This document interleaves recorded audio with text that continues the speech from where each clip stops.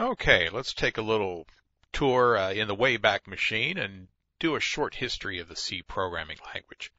C was originally created in the early 70s, along about 1972, by Dennis Ritchie on the Digital Equipment Corp PDP-11 system. Ritchie wrote most of Unix and the C compiler itself in C, which is kind of interesting. Which came first, the compiler or the language? Well, what came first was a handwritten assembler that Ritchie wrote, which allowed him to create the beginnings of the C compiler so that he could write the rest of the C compiler and the other tools like copy and CP and a lot of the other commands that we know in Unix and Linux. Most of Unix and Linux are actually written in the C language.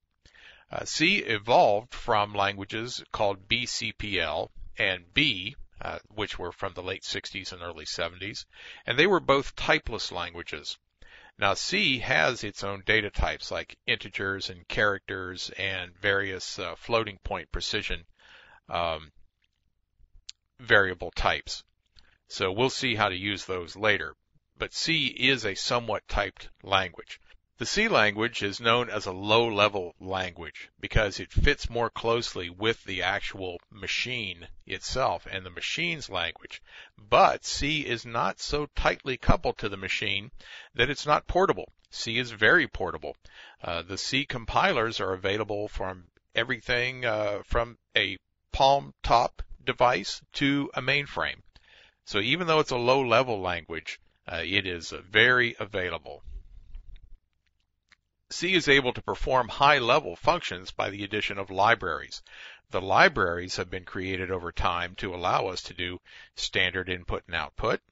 There is a whole standard library defined by the ANSI standard, which says to have a real C compiler available, you must also provide these standard libraries, because C by itself is not particularly useful or not particularly programmable until you get some of these libraries involved. More and more government work being done in C required that there had to be a C standard to get the government contracts. So ANSI created a committee in 1983 that its whole goal was to standardize the C language. Well, they worked on that for quite a while, and the result was finally achieved in 1988, and that resulting ANSI C standard is known as C88.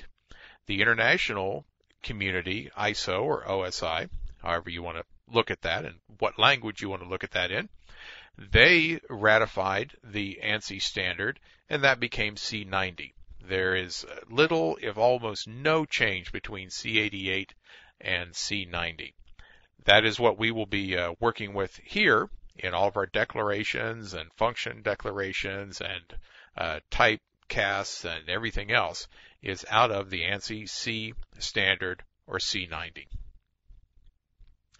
So let's move on and see if we can actually get a compiler working on Windows, get it tested, and get a compiler working on Linux if we so choose.